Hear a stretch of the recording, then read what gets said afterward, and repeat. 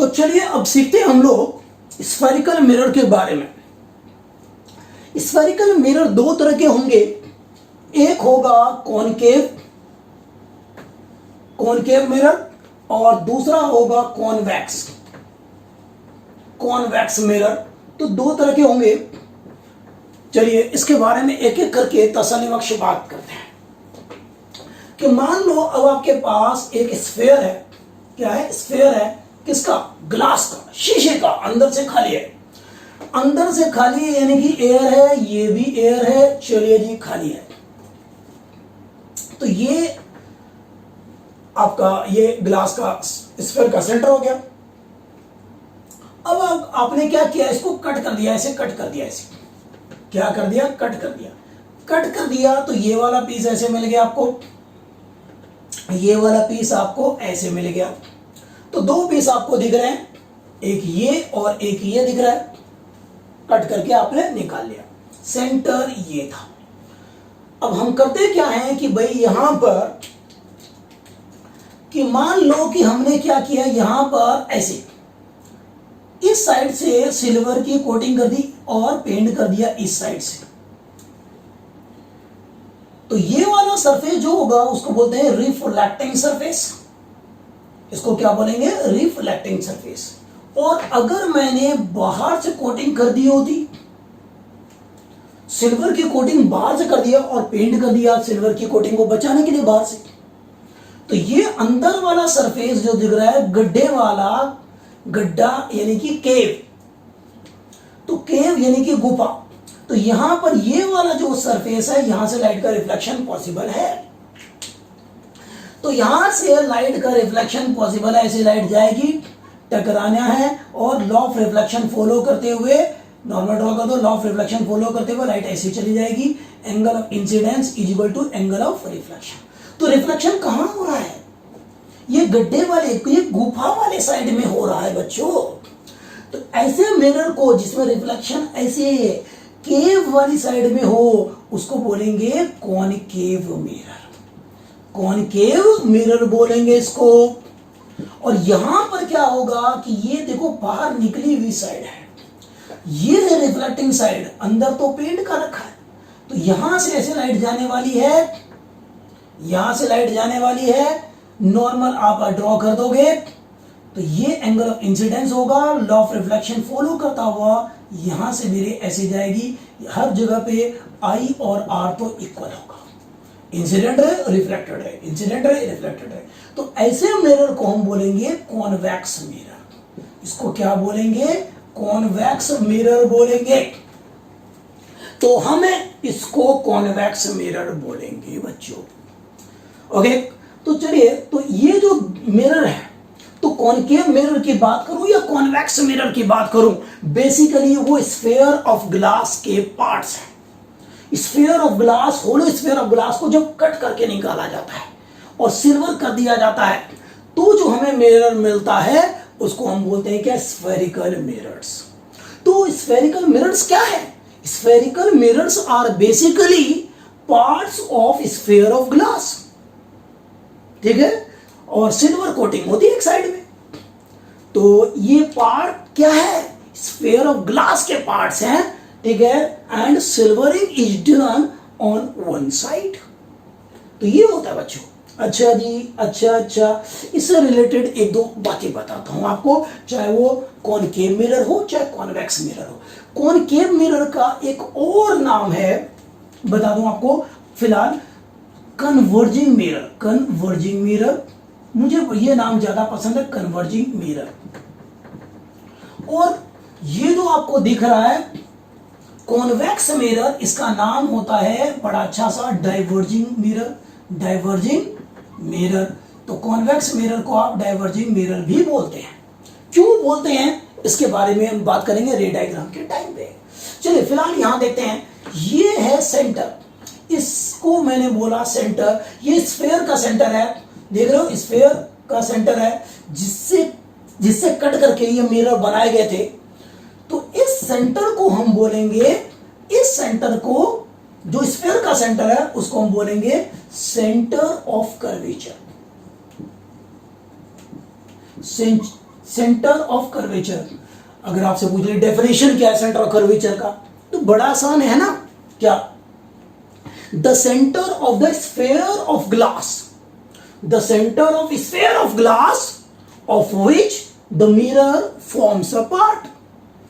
ठीक है, जिसका कि मिरर एक हिस्सा है, उस स्फेयर का जो सेंटर होगा उसको हम क्या बोलेंगे? Centre of curvature.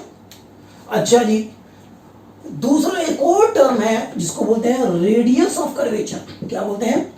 Radius of curvature.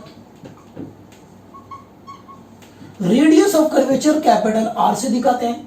अब ये क्या होता है कि भाई ये जो मिरर है आपका, ठीक है, आपने बोला स्फेयर का एक पार्ट है, तो उस स्फेयर का कोई रेडियस तो होगा ही ना, उस स्फेयर का रेडियस होगा जिससे कट करके ये मिरर बनाए गए हैं, तो उसको हम बोलेंगे रेडियस ऑफ कर्वेचर।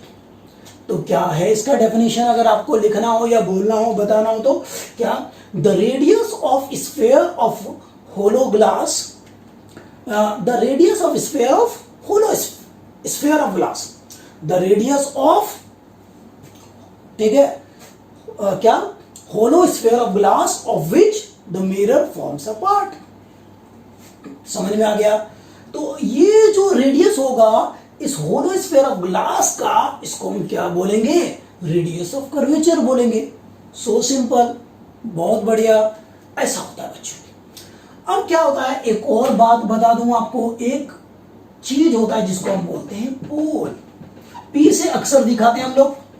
अब प्यारे बच्चों, ये मिरर है, ये मिरर है, देख रहे हैं आप, ये मिरर है, इसके बीचों बीच में एक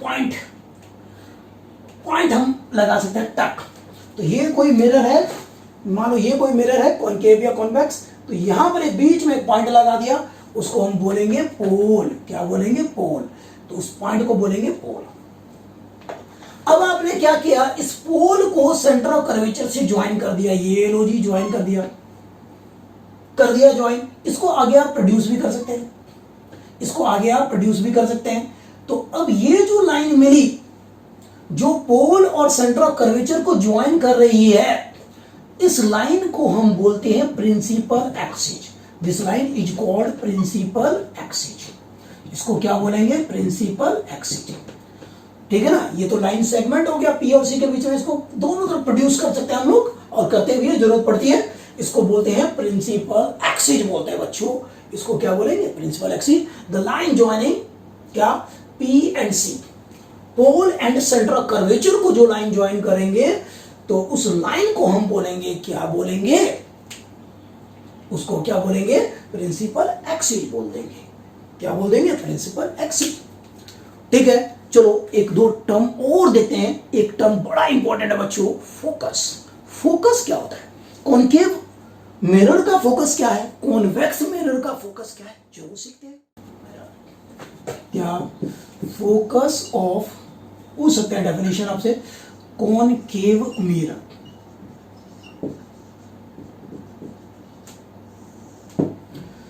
तो ये आपका कॉनकेव मिरर है। अब मैंने ऐसे बना दिया, ये पोल होगा, मिरर के बिल्कुल बीचों बीच में पोल होगा। ये अगर मैं पूरा बढ़ाता बार बार बढ़ा के नहीं दिखाऊंगा, यहां दिखा दिया बहुत है। तो ये इसका, इस स्फीयर का सेंटर होता, सेंटर ऑफ कर्वेचर।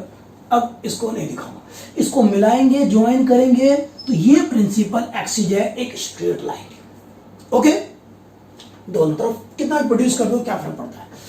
अब मान लो रेज आ रही है, बहुत सारी रेज आ रही है, बहुत सारी रेज आ रही है भाई, बहुत सारी।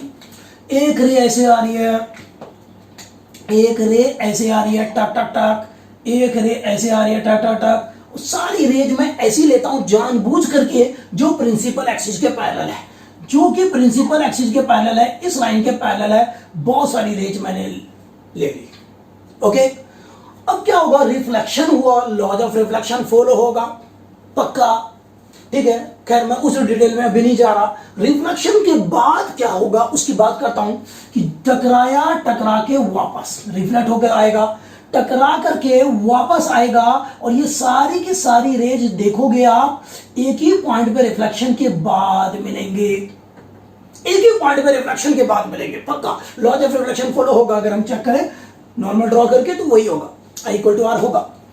तो बहुत सारी रेज जा रही है प्रिंसिपल एक्सिस के पैरेलल, टक टक टक। रिफ्लेक्शन के बाद, after reflection they will meet at a single point on the principal axis, they will meet at a single point on the principal axis. This point is called focus. इस point को क्या बोलेंगे? Focus कहेंगे बच्चों। तो इसका definition क्या लिखोगे आप अगर लिखना हो तो? All the rays parallel to the principal axis after reflection from concave mirror meet at a single point on the principal axis. ठीक है ना? All the rays parallel to the principal axis after reflection from concave mirror meet at a single point on the principal axis. This point is called focus of concave mirror. This point is called focus of concave mirror. इसको आप क्या बोलोगे? Focus of concave mirror बोलोगे। और mirror में याद रखना, ओहो, अच्छा एक और टर्म पहले बता दूं आपको, एक होता है फोकल लेंथ। फोकल लेंथ होता है बच्चों, एफ से दिखाते हैं। आपसे पूछ रहे फोकल लेंथ क्या है? कुछ नहीं, ये आप देखो, ये पोल और ये फोकस के बीच का ये जो डिस्टेंस होता है इसको हम बोलते हैं फोकल लेंथ। तो सीधा डेफिनेशन क्या हो गया? Distance between pole and focus, distance between pole and focus of a mirror is called focal length. The distance between pole and focus of a mirror is called its focal length. बहुत आसान। अच्छा, ये जो है यहां पे centre of curvature है और ये पूरा बढ़ाऊंगा तो स्फीयर होगा। तो ये यहां से लेके यहां तक देखो पूरा, ये क्या है? Radius of curvature, radius of the sphere, जिसका कि ये मिरर एक पार्ट है। तो प्यारे बच्चों, यहां से लेके यहां तक अगर मैं देखूं, यहां से लेके यहां तक देखूं तो ये रेडियस ऑफ कर्वेचर है, रेडियस ऑफ कर्वेचर है और ये फोकल लेंथ है। तो मिरर के केस में, सिर्फ मिरर के केस में, लेंस में नहीं, मिरर के केस में ये जो फोकल लेंथ होगा, पक्की बात है, रेडियस ऑफ कर्वेचर का हाफ होगा। हर तरह के मिरर के लिए ये बिल्कुल एक्सप्रेशन फिट है, मामला हिट है, याद रखना। तो फोकल लेंथ जो होगा, पोल और फोकस के बीच का डिस्टेंस, वो रेडियस ऑफ कर्वेचर का आधा होगा मिरर में, किसी मिरर में। ठीक है? तो अगर आपको रेडियस ऑफ कर्वेचर पता है ना, तो उसे डिवाइड कर लो, फोकल लेंथ मिल जाएगा। तो यानी कि ये जो एफ पॉइंट है, पक्की बात है, पी और सी के बीचों बीच होगा, ये बिल्कुल बीच में एक पॉइंट होगा। ठीक है ना? तो ये भी पता चल गया आपको। तो कॉनकेव मिरर को हम लोग कन्वर्जिंग मिरर क्यों कहते हैं? देखो यहां पर बहुत सारी रेज जो प्रिंसिपल एक्सिस के पैरेलल जा रही हैं, रिफ्लेक्शन के बाद एक जगह इकट्ठा हुई है। तो इस मिरर ने क्या किया? कॉनकेव मिरर ने क्या किया कि जितनी भी रेज जा रही थी प्रिंसिपल एक्सिस के पैरेलल, उन सभी को एक जगह इकट्ठा कर दिया, कन्वर्ज कर दिया। इसीलिए तो इसका नाम, एक और नाम क्या है? Converging mirror. Converging mirror, mirror rays को इकट्ठा करने का काम कर रही है, इसलिए इसको क्या बोलते हैं? कन्वर्जिंग मिरर भी बोलते हैं। मुझे ये नाम बहुत पसंद है। अब चलो सीखते हैं हम लोग कॉन्वेक्स मिरर का फोकस कैसे डिफाइन करेंगे। तो फोकस ऑफ